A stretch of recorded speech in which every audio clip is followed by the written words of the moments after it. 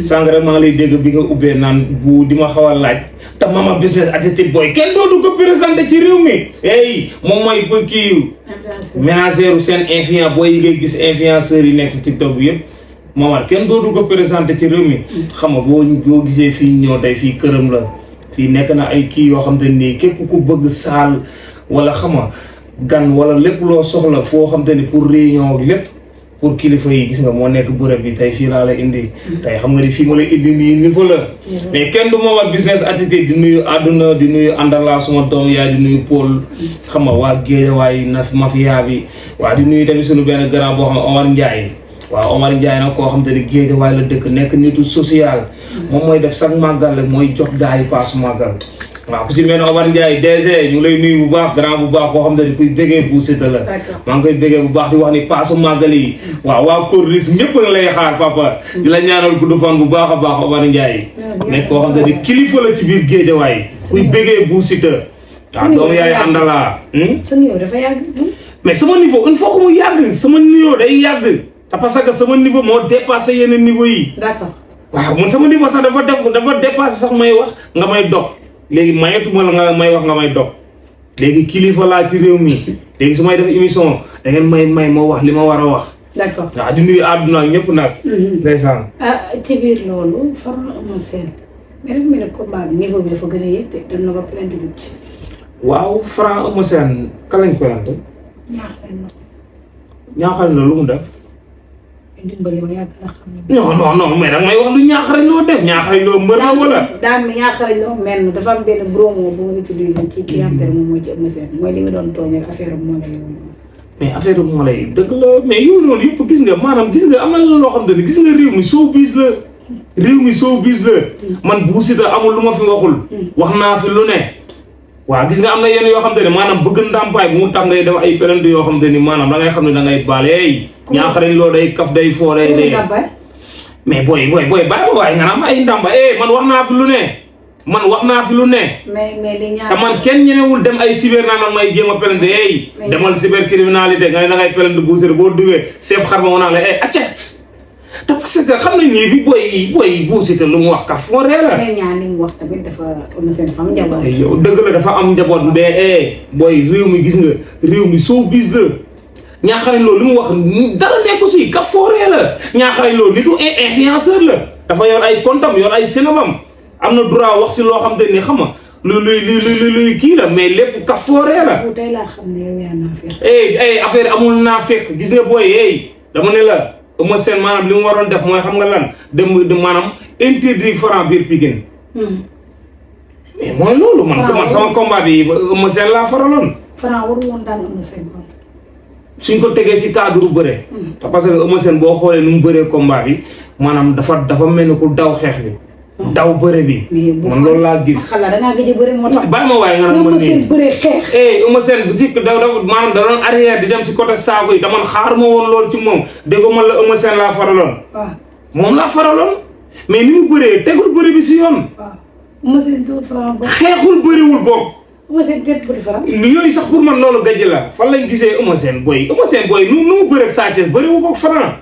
ni mu bëreeg Tapha Tine bëriwu ko Franc Franc kuy bëreeg moom mais Eumeu Sène xoolal at yi mu def ci làmb Eumeu Sène warul déglu sax Franc di dox si gawam ñun ci làmb lay nekk Eumeu Sène façon tàkkusaan bu nekk bëri na fi maanaam man dama ko mere bokk dama koo mere waaw boo bëggee dégg-dëgg dama koo mere te parce que ni mu bëreeg Franc du yoon muy may booy bi muy xam nga ku nekk naan Franc kenn mënu koo daan pourquoi loolu. mais nag ñoom li leen gën a naqari mooy soow piir bi léegi nañ per xarit Samba sax neen lii soow kii bu ndaw soow nag bu ndaw waaw gis nga maanaam Franc daal xam nga moo loolu mbër la ñëw na def lu mu def mais Eumeu Sène lu mu def ci làmb Franc def ko ci làmb Eumeu Sène ñu ngi fi duma ñooñu ñoo ëpp Franc capacité téeméeri junni yoon affaire soow yow noo ko gisee affaire soow piir waaye soow piir déggalu ma la soow Diop de moom soow kii ku fiy jéem a kii naan da ngay toppandoo soow sax borom soow mi ñëw na waaw soow mu too day toppandoo rek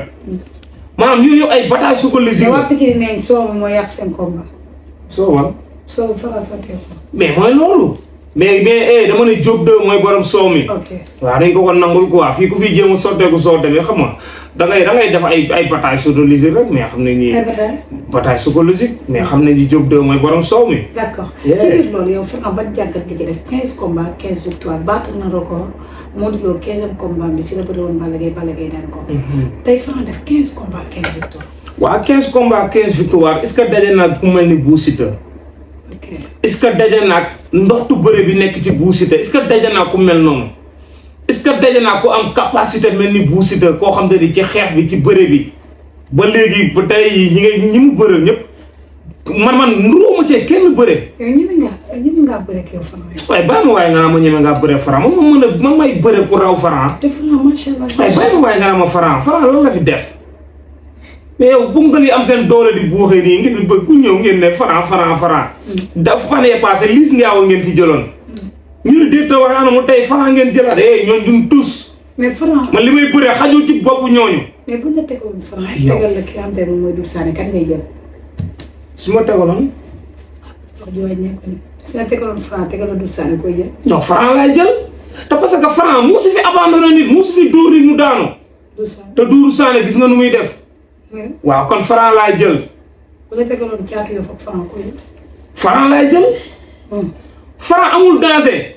te ñi fi tudd ñi dañoo am danger mais Franc amul danger.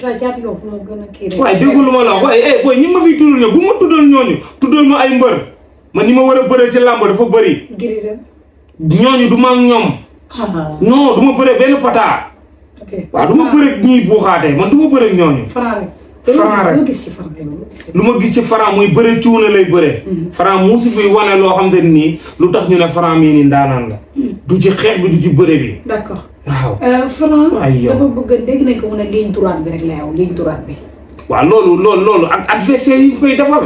ok ligne droite bi ñu gis dafa mel ni dafa bëgg a dëgg waa Pikine neen dañ koo bëgg a may waa Guédiawaye dañ ko bëgg a may. waaye déggoo lu ma la wax ñun waa Guédiawaye Franc bu fay dugg man lay bëreel.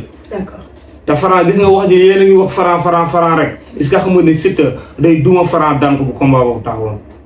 Siteu du ma barke Serigne Touba Siteu guddi yi amul benn punkal buy taxaw ci kan te du la duma. da koy duma da koy daan bëri yi bokkul. bokkuñu. Siteu si signature rek duma na Franc foofu da koy mettre en respect pour wan leen maanaam Franc tapetam kon foofu ñu la ko Sénégalais di gisee. loolu du combat. Franc Balla Gaye 2 loolu du combat. dafa nekkul combat rek. mais Balla Gaye 2 boobu man boo ma tegaloon Balla Gaye 2 bu doon bëre Tyson nga indi ma Balla Gaye 2 boobu man la lii combat la. mais booy bul fàtte ne âge yi day dem. âge yi day dem. mais loolu du combat sax. combat boobu sax neexul maa ngi gis sax ñu bëri di ko wax mais neexul. Franc biir Guédiawaye Franc Bou Siteu mooy combat. d'accord qui arrêté la Franc. kuy arrêté la Franc mu ngi nii toog. waaw bu bébé Ousmane Sonko mooy arrêté kii Franc. d'accord même qualité Franc nan la mënee. kan Franc lu mu mënee. non Franc li mu mënee rek muy benn Franc amul bëree. man Franc gisuma si moom bëree. benn bëree la am muy taf la plaqué la. bëree boobu lay bëree. boo xoolee moom la def Ama Baldé say Franc te yow xam nga ne man amul mbër bu ñemee tafu sama Franc. waaw ku ko ci def moom di nga di si jëlee mot bu saf sax. waaye bàyyi ma nga naa ma doo entraînement man fan yi rek maa ngi commencé tërn di rey sama bopp nga naa ma doo entraîné. te da ngaa gëj a entraîné. waaye déggoo lu ma la du ma gis publicité 500000 naan maa ngi tal ay entraînement bu leen ma sonal ak ay entraînement. mën a bëri Franc mi nga xam te day entraîné ba entraîné. waaw dëgg la te parce que déggoo lu ma la dañ ma tëgg mais xam nga boo nekkee ci tuus bi di wax man xanaa xam nga yéen seen i wax sax basé wu ma ko ci sama am combat. ñi ma war a tëgg xam nañ seen bo man du ma fi xaaruma fi benn promoteur man xaaruma benn promoteur. du ma gis publicité 500000 Mamar Business Attitude nekk suma ménagère chaque jour ma woo ma ci ay contrat naa gis yooyu di naan damay tal ay entraînement mais booy loolu du niveau sax loolu dof sax moo koy wax. am na ñoo xam bu ñuy wax ay entraînement nangam du ma gis publicité 800000 naan maa ngi taal ay entraînement waaye. dimbali leen ma ak entraînement. d'accord mais ci biir loolu moom combat boo xamante ni. waaye ñu ngi ci presque sax ñu ngi naan combat bi presque taxaw na. muy Sa Thiès ak ki nga xam ne waaw combat wu nu ma ko gisee rek mu nekk loo xam ne rek combat bu jaadu la. ndax maa ngi fi doon dégg ñu naan Modou Lo Ada Fass. pourquoi loolu du maanaam nekkul sax yoonu làmb. gis nga booy dañoo war a bëri seen biir mais bëgg a jékki-jékki benn booy daan fi benn Ada Fass kan la daan Liss Ndiago la daan ñun ay morom lañ nga bëgg ko jël bëgg ko tëbal ci roi des arènes loolu mooy na lamb dee loolu mooy ay putiloo jaru ñuy reyante biir parcelle ay ñoom ñang baalo ay ñoom talfa jaratul soo kon ñuy bëre Ada Fass dafa war a bëri ay moromam ñëw mais warul jóge ci benn combat boo xam ne Liss Ndiago béykat démboo Ndiaye def sama combat ma Liss Ndiago noonu taxaw léegi imagine toi nga bëgg a jékki-jékki rek Ada Fass daan Liss Ndiago nga bëgg ko yóbbu ci kon ci roi yaar du yoon. Sa Thiès bu ko rek. te mu exception la de guerre. dama ne la dañuy wax làmb ñii dañuy bàyyi di fooyee seen xel man day leer ne fii nii bu ma fi daanaatoon 2 combats nii forcément nga Ada Fass dañuy bëre 2 combats. ba ngay nekk bër la bëggoon nañ leen a boole yéen ñaar. kan. yow waaw loolu sa patron moo ko doon tëgg sax Fallou Ndiaye. ba ngay nekk mbër. ba may nekk mbër kaame tegale 4 victoire. maanaam ba may soog a dugg ci làmb la man damaa ñëw ci làmb teel a marqué sama empreinte. Ada Fass di bëgg a rey boppam ne man la bëgg a bëreel. ba bëre naa 4 combats bëreegul premier combat am ñu taxaw nii ba photo. maa ko rawoon ci làmb maanaam maa leen njëkk noonu bëre Iba Mar Diop. man nee naa ba may yëngal Iba Mar Diop ay Ada Fass yi boobu su ma mosaan ñëw stade dañuy wàcc xol di ma tëkku. di ma tëkku nii laa wax man dama nekkoon mbër boo xam te nii mbër bu teel a am visibilité ci biir làmb. Sa Thiès mën naa am chance ci moom la. kan. Sa Thiès waaw ndax Sa Thiès am na ndoxtu bëre bi. Sa Thiès day bëre day xeex. waaw Sa Thiès bu jàppee day bëre. kon mën naa am chance. bu am na fa chance bu baax. Sa Thiès néewul doole. Sa Thiès xale la. Reug instant bi kii yu am information yi nga xam ne day dépassé li nga xamante ne moom la koy déglu loolu moo koy déggee ñu ne nag Franc moo tax. waaw loolu mais maanaam gis nga Reug sport la am Reug amul lu dul sport. tey jii Reug bu fi nekkee di continuer naan ay blessé tey jii ban contrat mooy ñëw. lamb mooy métier am. kon dafa jot mu dugal guérison ñi nga xam ne instant yi mun na bëre. ñu tëggal ko ndax parce que nga toog fii ne ay années yoo xam te ne xam nga bëree woo tamit pertement la. gars yi dañ lay raw ci ay kase raw la ci lépp. mbër bu fi toog 1 an bëre woo wala 2 ans bëre woo. ey gars yi dañ lay fi raw de dañ lay fàtte de. waaw te làmb nag xam nga dafa jot gars yi xam nga suñu sport la. waaw dañoo war a bëre def suñu sport yëpp. arrête nan nga gisee làmb ji. waaw ren nag li ma gisee làmb ji mu nekk làmb joo xam te ni xam nga maanaam man tey jii amul benn combat bu fi mun a taxawaat maanaam mu nekk combat bu diis si man wala mu ne lii soog la. te parce que boo xoolee combat soog yëpp Baye Ndiaye tëgg na ko. tey jii ñii namoon nañ Liss Ndiago kii Ada Fass ñaar ay at. tey jii anamu jeex na. Balla Gaye 2 Siteu dañ ko fi doon coow anamu jeex na. ka moo ko tëgg yooyu yëpp Baye Ndiaye moo ko tëgg. kon tey làmb amatul benn combat buy taxaw boo xam te ni ñu naan lii soog la wala danger la wala hey li neexoon yëpp Baye Ndiaye tëgg na ko alburaax. waaw. amul beneen combat bu fi mën a taxaw laa bu nekk bu am impact. combat yu neex yëpp amateurs yi doyal nañ ci. mais retour Franc dina garaaw. retour Franc dina garaaw du dégg non retour am waaw baax na ñun ñu ngi ci biir làmb man maa ngi ci biir làmb gii xam nga man xanaa xam soo fi nekkee sax di wax ci ay Franc di kii dama leen di may visibilité rek. parce que bu Siteu guddi yi mooy làmb. Franc moo la ëpp coow ndax daa daan. waaye yow doo ma bàyyi nga naan ma Franc moo la ëpp coow. Franc ëpp la coow ndax moo daan. waaye doo ma bàyyi nga naan ma nii yow bëree daa bokk nga naan ma nii. waaye Eumeu Sène di magum làmb Eumeu Sène léegi mu dugal léegi mu def zibilé. Eumeu Sène léegi mu zibilé bàyyi làmb Eumeu Sène jamonoy màng ba léegi mu ngi ci làmb jamonoy Double Less mais Eumeu Sène imagine toi te jamono yi fi bëre Khadim Ndiaye yow boobu est-ce que juddu nga. mais dañuy waxtaan rek. Eumeu Sène dafa nekk koo xam te ni yàlla moo ko dimbali mu am sens yor benn masse boo xam te ni tey doo ko xool ne kii nii dem xam nga. parce que mu ngi kattanam. kon am na booy yoo xam te ne mu ngi ay moolem yu rëy. moolem yu doy waar la yor. loolu moo la wane dafa téye forme mais Eumeu Sène boo xoolee moolem yi mu yor ay moolem yu valeur la yore. ay moolem niveau. dañ lay yóbbu cybercriminalité ku fa dem naa na ngay plainte bu Siteu guddi yi. chef xarma mu ne la génnal fii. chef xarma. waaw di ko nuyu bu baax a baax a baax a baax. est-ce que xam nga ni bu Siteu ba mu fi demee doon ma plainte jamonoy Amadou Ba kii ak moom Fada ba ñu fa demee est-ce que xam nga ba ñu duggee chef xarma dañ ne génn leen fii. yéen xale boobu mooy borom réew mi. xale boobu day foo rek ay acca. dañ leen a dàq. kon naroon la plainte. cybercriminalité. mujjoo dem. est-ce que xam nga ne bu Siteu lañ mës a plainte cybercriminalité. wuyu jiwul fu mu toog lañ toog ñu régler affaire yi. booy maay réew mi. maay réew mi. guddi yi bala nga maa mën a xam dëgg nga dem cybercriminel da ngay plainte Bou Siteu wala nga dem dig boo duggee dig chef Ndoye mën na la wala chef Sall acca génnal fii kooku suñu doom la ñaaxal ñoo la ëpp link foofu te day ëpp woon booy yow man ñaaxarañ loo link yi daa bokk man ay paxa booy nekk sama ginnaaw nga naa ma ñaaxarañ loo ay mamar business attitude fii nag loo fi wax lu fi waxul dañ lay yóbbu guddi yi kenn ñemee maa yóbbu cybercriminalité wala dig ku ko si nar a def maanaam bureau boo dugg ñu maanaam ñu bëgg Bou Siteu ñoom dañ naa la kooku sunu doom la day foo rek. d'accord acca génnal fii. léegi état fii ay yow Eumeu Sène état bi mu yor ak xale yi nga xam te ne ñooy soog a ñëw ci lan Eumeu Sène gën na leen a baax état. Eumeu Sène waaw Eumeu Sène boo xoolee ci VIP Eumeu Sène état bu mu yoree tey jii content VIP bokkuñu sax. Eumeu Sène dafa dagg naturel dafa liggéey bokk. kon am na xale yu mu gën a baax état yi soog a ñëw sax. waaye bokkul bu baax a baax. parce que alxuraan. mais Eumeu Sène boo xoolee da ngay xam ne kii nii dafa téye boppam. waaw dafa nekk koo xam ne maanaam dafa fonk entraînement. moom am combat entraîné ñàkk a am ba moo tax gisoo ko état bu mu yor. tey jii boo xoolee Modou Lo tamit gis nga. tey jii Modou Lo doo ko xool ba gis ci moom loo xam ne nii xam nga. waaw dañoo téye seen forme ñoom bañ ci tollee bu la neexoon ñu jël yu bon mais ñoom jëluñu ko te bañ ci tollee am na mbër yu ko doon def di pikiru ay pikiru yoo xam ne nii.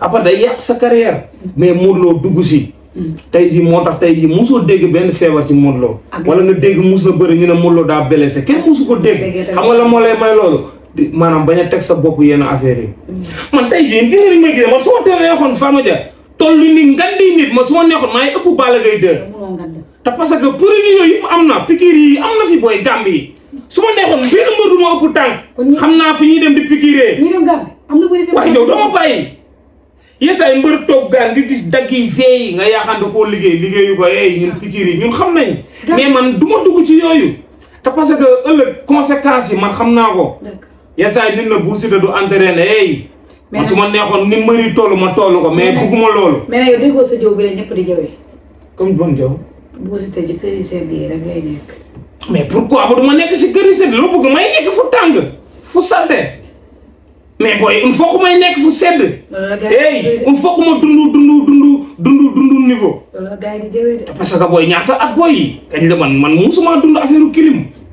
tey jii waa Simtek may nañ ma kilim sama nekk kilim boo xam day génnee nees. barki alxuraan.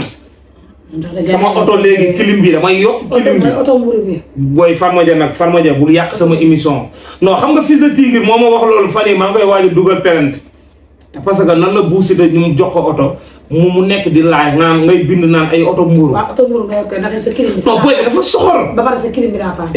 na nit ñi bàyyi soxor gis nga nit bu amee affaire yéene ko man oto boobu man sama bët dafa supérieur sax oto boobu parce que xam naa ne Paco Boy oto bi ma yónnee xoolu sax yenn oto yi.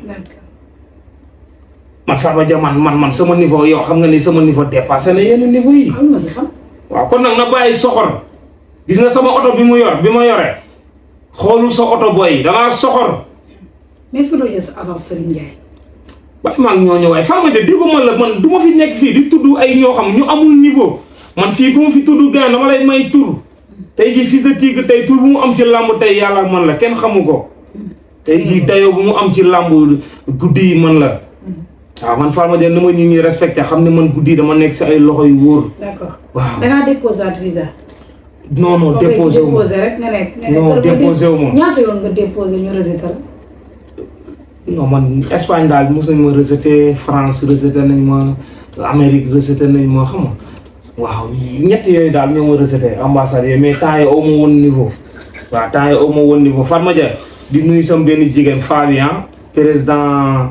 nekk koo xamante ni benn association lañ yor association boo xamante ni dañuy def social bu doy waar suba dama war a ànd ak ñoom dem Thiès couvrir bis bi dañuy def foofu social boo xam pour dimbali ñi nekk ci àll bi. waaw ñu ngi war a dem ba dem Thiès association mu ngi tudd Columbus di Sénégal. waaw Columbus di Sénégal ak kii bi association maanaam association boobu ni ñëpp ko xam ñii ñu ngi Canada ñii nekk Maroc ñii nekk Amérique ñii nekk France. président bi moom mooy Kumba Jikko. waaw moom mooy président Columbus di Sénégal waaw suba la seen social bi maa ngi ñoom ñoo war a ànd dem Thiès xam nga def fa social bu doy waar man maa ngi bàyyee sem 8 7-8 laa bàyyee.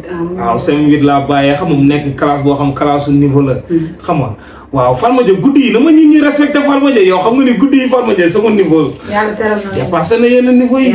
yàlla teral na ma. waaw kon ku si mel ne Omar Ndiaye ah. waaw borom màggal gi koo xam ne ay social yu doy waar lay def si màggal gi ah.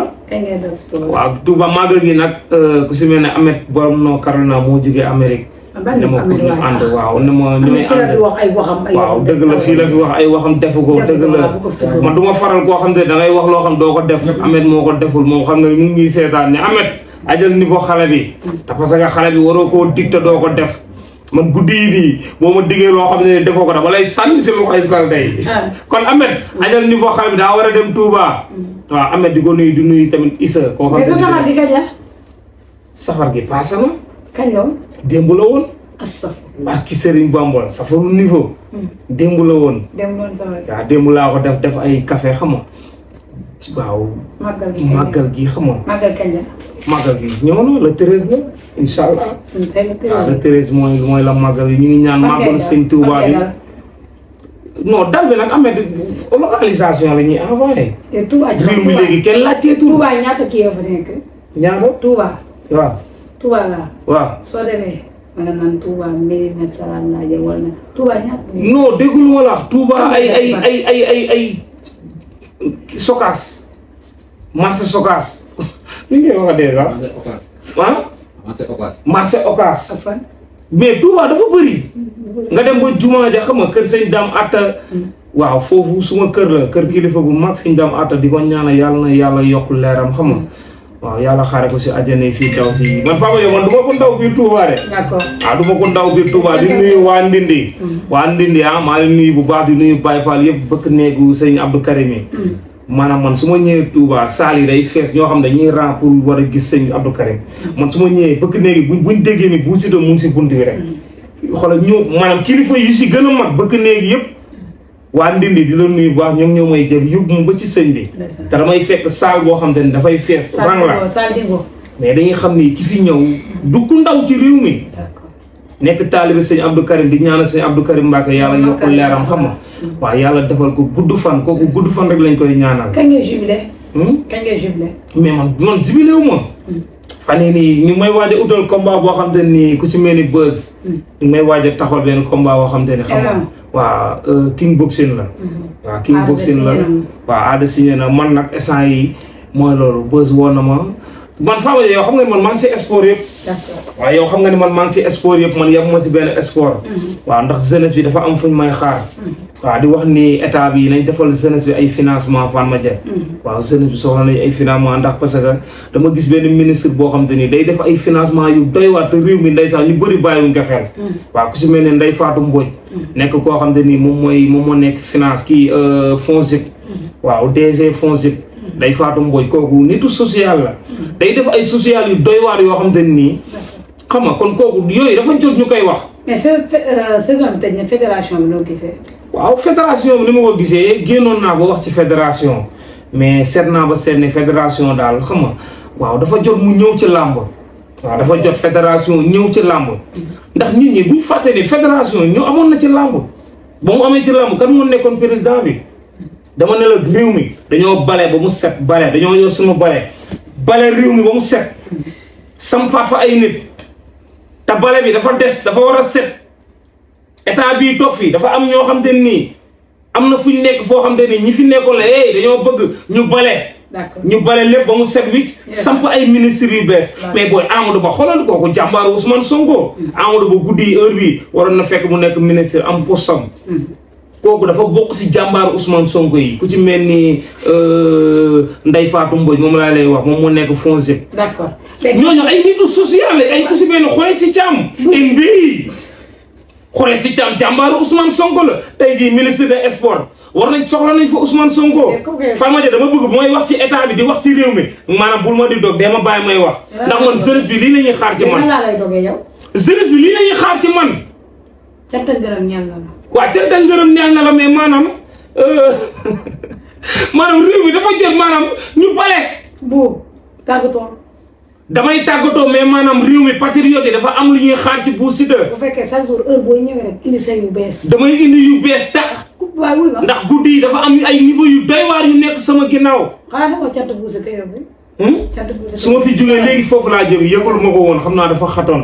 mais su ma fi jógee léegi fa laa jëm sama koñ la. d'accord safar bu doy waar la buuse def biir Géejawaay. d'accord xam nga di fa maye ay dollars.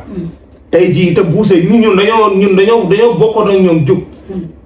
buuse ñoo départ ndoo mu metti woon yorul tus yorul dara.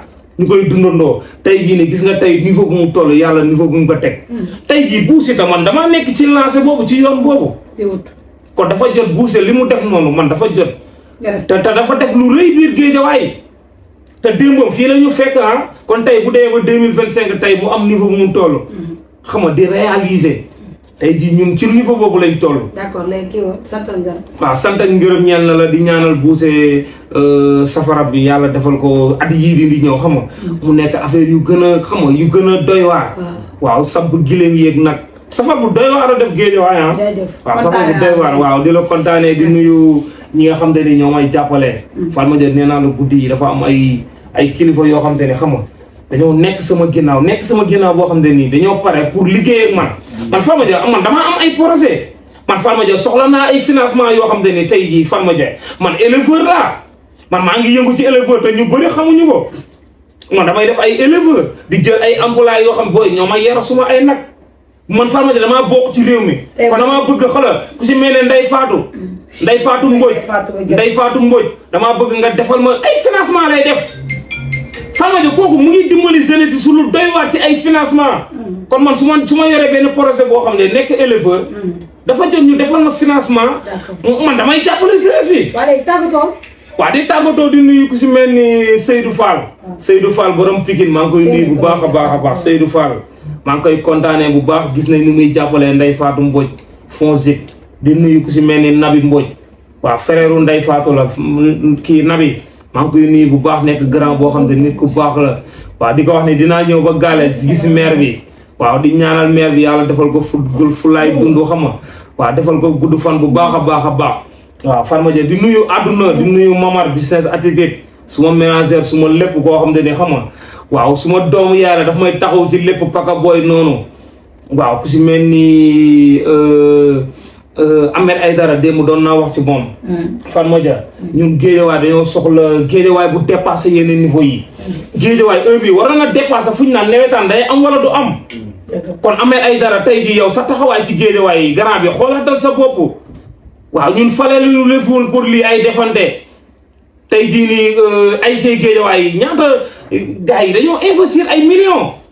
doon préparé nawetaan bi tey jii gis nga nu mu def stade bi xolli ko ba stade bi mel ni comme si que syndicat bu salte mais Géejawaay xaaruñu si woon su moom lu mel nii kon Ahmed Aïdara dañoo bëgg nga bàyyi sa defante yi ngay def te nga préparé say valise ak say bagage di nga xam ne palais bi la Aliou Sall tabaxal woon di nga génn foofu yow mérito woon foofu booy te parce que amoo niveau bi Ahmed Aïdara amoo niveau bi démb damaa def émission bu mel nii wax ci moom am benn grand bu ma woo boo xam ne dëkkul sax commune Géejawaay bi ne ma bu yow jeunesse bi dañ lay déglu bul wax ci ay Ahmed Aïdara grand bi bu ma woo di ma wax yooyu de man dafa man maay porte de voix biir Géejawaay kon su ma génnee di kaasal waa Géejawaay si loo xam ne dafa leen a metti te amuñu fuñ ko fajee ma génne di dénoncé nga may woo di grand bi bu ma woowati de te vidéo bi dinañ ko dagg envoyé la ko man mooy wax ci biir Géejawaay pour jeunesse su Géejawaay ñoo tax may wax mais man boo waxul Géejawaay loolu laa war a def man du ma nekk ñoo xam ne ay maire yi di ma neexal xaay pour ma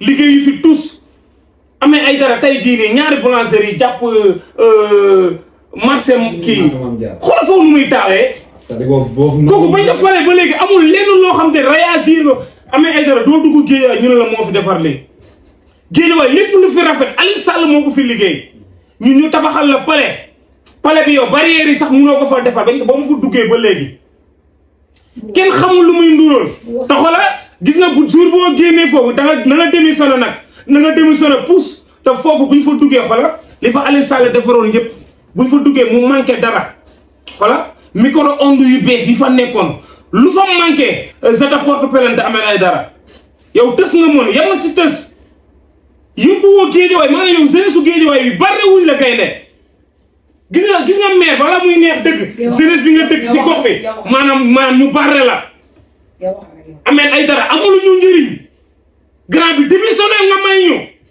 hey démissionnel damaa bëgg nga démissionné amee ay dara xola xaaruñu si yow sax xola ay woote te yoo xam nga ne biir yi di ñëwaat campagne yi di ñëw di nga dégager sa pouce parce que jeunesse bi mere nañ la. merci. jeunesse su Guédiawaye bi mere nañ la. dinaa la tuur embuscade bu doy waar.